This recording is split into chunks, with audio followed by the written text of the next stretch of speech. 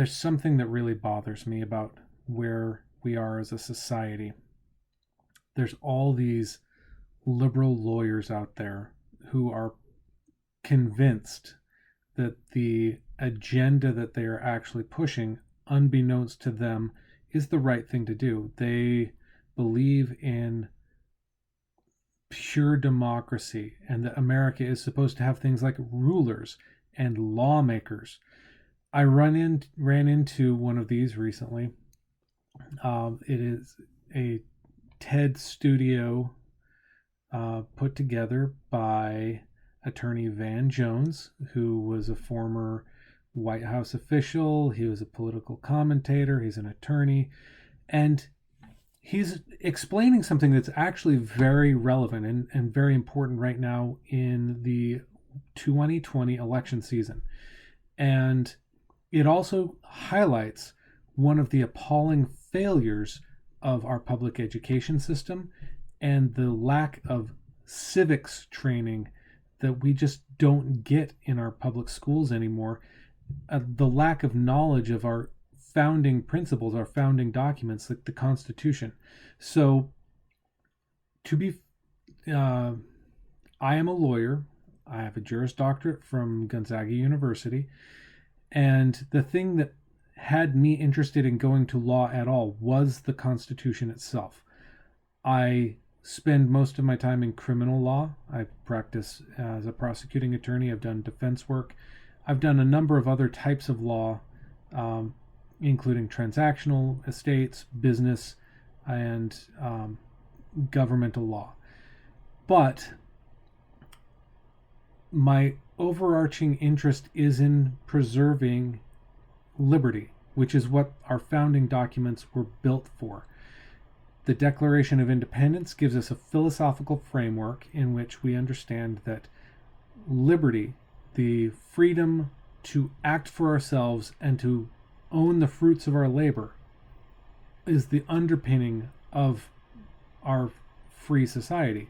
It is not a society that is supposed to be geared towards equality of outcome. It's supposed to be an equality of opportunity.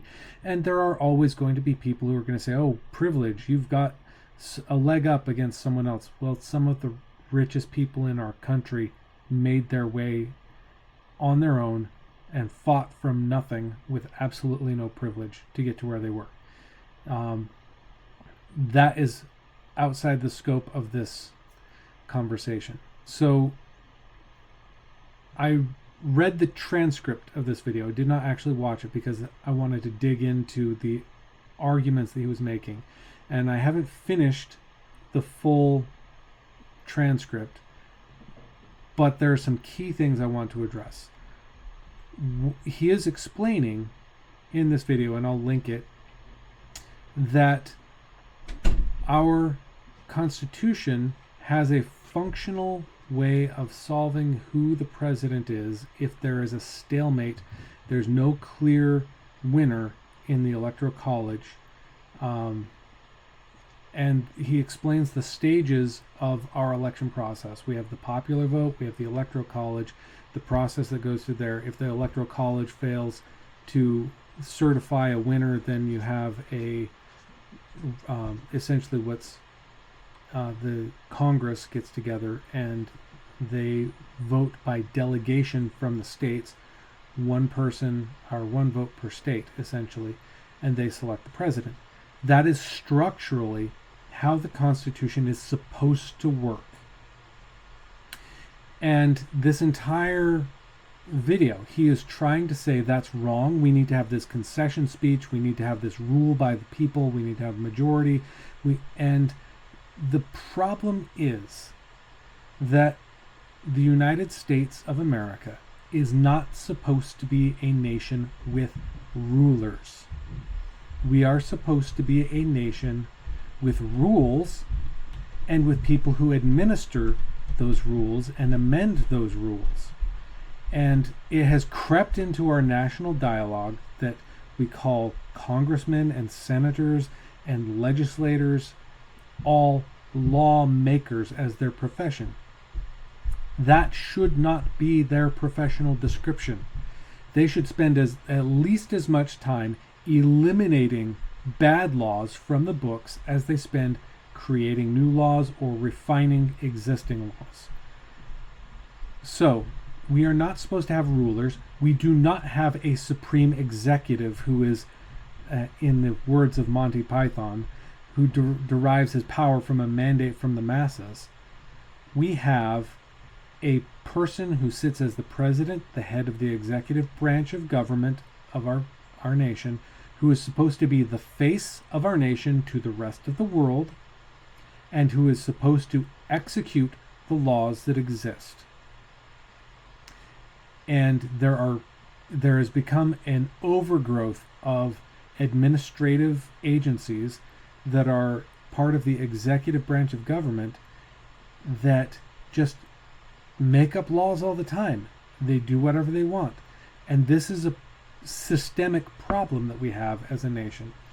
The freedom that was supposed to be preserved by the United States Constitution is only possible if people are educated as to what the Constitution means and hold their government officials, their elected officials, accountable to what the Constitution actually says. It is supposed to be a shackle upon the powers of government to protect the rights and freedoms and liberty of the individual, the only minority that the government has any business recognizing, because we are supposed to all be one before the law, the same.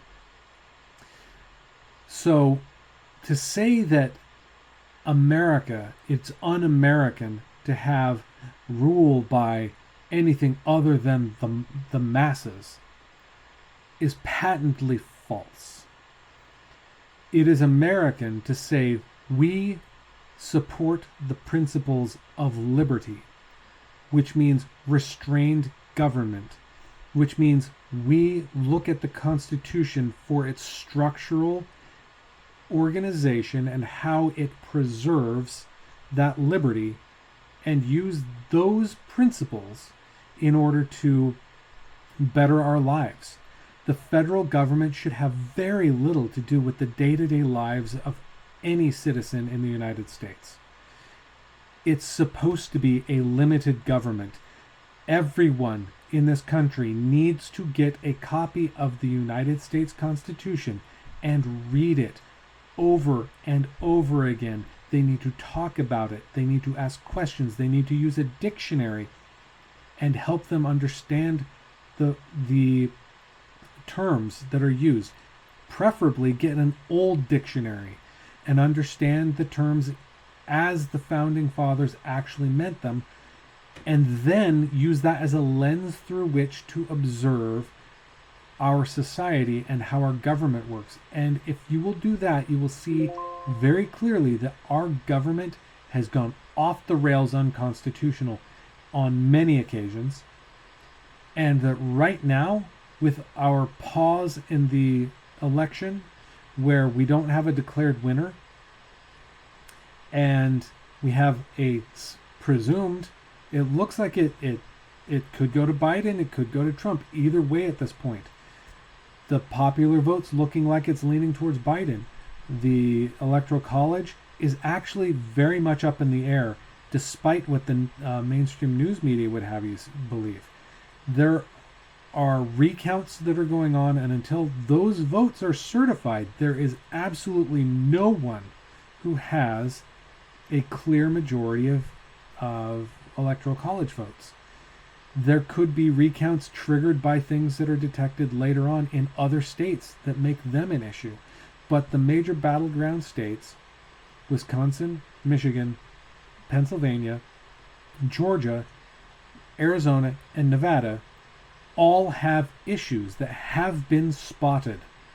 And those issues could lead to the actual employment of the 12th Amendment to the United States Constitution to select the president. It's possible.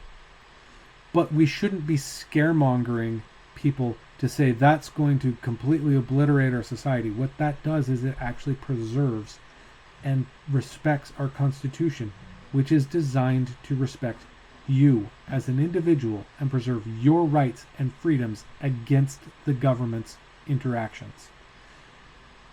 We need to elevate our understanding of our founding documents rather than denigrate them and despise them like so many leftists in our society do. Our Constitution was not a perfect document. It allowed for amendments so that we could aspire to the principles of liberty that our founders wanted us to have. They knew they were imperfect men. They knew that while they spoke of liberty and of freedom for everyone and of everyone having equal rights, that it didn't exist. They left it to us, the future generations, to carry out their vision of trying to bring that about. And we've done a pretty good job in a lot of ways, and a pretty terrible job in other ways. But if we study that basis in liberty, that principle that our nation was founded upon, where our American Revolution started from this idea that everyone should be equal before the law. Everything should be just. Equal outcomes was not on the table. Equal treatment by the law was. If we aspire to equal treatment by the law, then we can fulfill that vision. But in order to get there, we need to stop saying that America has rulers. We need to stop saying that we have rule by the majority, because what we should have is rule by law. We have laws that are created by elected officials, yes. We give consent as the governed to these people to create these laws by which we live. We exercise our voice by voting for representatives, for governors, for senators, for the president. But again, getting back to the structure of the Constitution, there is supposed to be a division of powers between the executive branch, the legislative branch, and the judicial branch at the federal level and at the state level. They all balance each other and prevent any one from getting out of hand and usurping power that is not theirs. That is the point of the balance of powers, the whole checks and balances system. But there's also a level of separation of powers that's called federalism, where you have the federal government and you have the state government, and they have different functions. The state government should be far more relevant to the daily lives of the people than the federal government. The federal government should be our face to the world. And with that in mind, if you look at the structure that the Constitution originally had, there was a change in the 17th Amendment that made it so that senators were not selected by state governments. Instead, they were selected by direct election. This is one of those pieces that gives us a hint as to how things should be and why things have gone off the rails in so many different ways, and why we have such a poor understanding of this structural relationship of checks and balances of power, and why people think that we're supposed to have rulers in this country. The Senate is supposed to represent the state governments. The state governments have a longer view of what the nation needs as a whole than the people. The House of Representatives was supposed to be very reactionary, responsive to the people. And the Senate was supposed to protect and preserve the long-term interests of the state governments, who all constitute and are citizens in themselves of the federal government. The United States of America consists of state governments that band together with their citizens, and the citizens of the entire nation banding together to form one nation. When you have that in a proper balance, you have states having a say in how things go. And that is exactly what attorney Mr. Van Jones was explaining, is this structural element where the states themselves, through their designated delegates, choose the president under very specific circumstances. It is supposed to be that way structurally, so that if there is a problem with the popular vote and the electoral college vote, that we do not have a crisis where we don't have a president by inauguration day. By the end of the current sitting president's term, we need to have a president. And the 12th Amendment provides a way for us to have a president. People might hate who that president is. It could be someone who wasn't even on the ballots, because it's just the 50 states by delegation casting one vote each for a president, because the states themselves are citizens of this republic. They are supposed to be their own individual sovereigns. And that has never changed, despite things like the Civil War, where we fought to preserve a federal government against having states seceding and saying we don't have to follow federal rules. So, again, go back, look at your history, look at the Constitution. Remember that we're just like a week into this. It's now November 11th. We're literally 1 week and 1 day into counting the ballots. It took Al Gore 37 days in 2000 before he stopped contesting the election results, and he wasn't sitting as president. President Trump has a duty to protect and preserve the electoral process. He has deemed that he has identified that he believes that there's some kind of irregularities in voting that has happened, and is challenging that. There's good grounds to challenge that. We can dispute the facts on that, but if we let it play out, if there is fraud, if there are illegal votes that were cast, hopefully a true investigation and an audit will ferret all of those out, no matter who cast them. There could be election fraud being conducted by the Republicans in some places, and I hope they all get caught. I hope that all of the election fraud gets caught so that we can put an end to people trying to rig elections, which they have been doing for years. Whether or not they have been investigated has always been the question. Right now, we finally have a situation where it is being investigated. Let's let that process work. Let's lay it all bare before the American people and see what really happened. And then we can address whether or not this electoral process, the 12th Amendment, is a problem. Because right now, from where I'm sitting, it seems to be a solution to us as a people getting too fractious amongst ourselves, forming into too small of tribes and just warring and feuding with each other. We need to have a process that can peacefully install the next president, and we have it in the Constitution. People might dislike what happens. That's fine. Republicans disliked Barack Obama. Democrats have disliked Donald Trump. Before that, Democrats disliked George W. Bush, and before that, Republicans disliked Bill Clinton. It's something that happens. But what we should do as a nation is look for an honest, open, and audited, and truly fair election. And if we can guarantee that with transparency, with people watching and observing the vote counts, no one filling in extra ballots, no mystery boxes that come in envelopes that aren't authenticated, let's find a way to make our elections truly secure. And if we can do that, I think we can get through all of this. No matter, we can survive.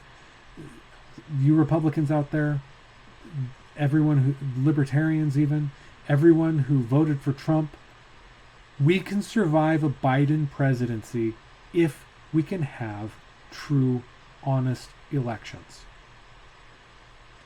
To all you liberals out there, we can have a true, if we have true, honest elections, you can survive 4 more years of Trump if he happens to win. I'm not saying who wins. I'm not saying who loses. No one should be saying who's winning and losing this election at this point. But if we break our election system, we all lose. So go read the Constitution. Ask questions, talk about it. I'm happy to talk about it to people. But I want educated questions, please. Go and read up, study up, ask, and earnestly seek for knowledge. Don't seek for fights. We can get through this. We, the American people, have overcome far more dire circumstances. We can get through this election, and we can be a peaceful people. Don't let anyone start fighting in the streets. Don't contribute to that.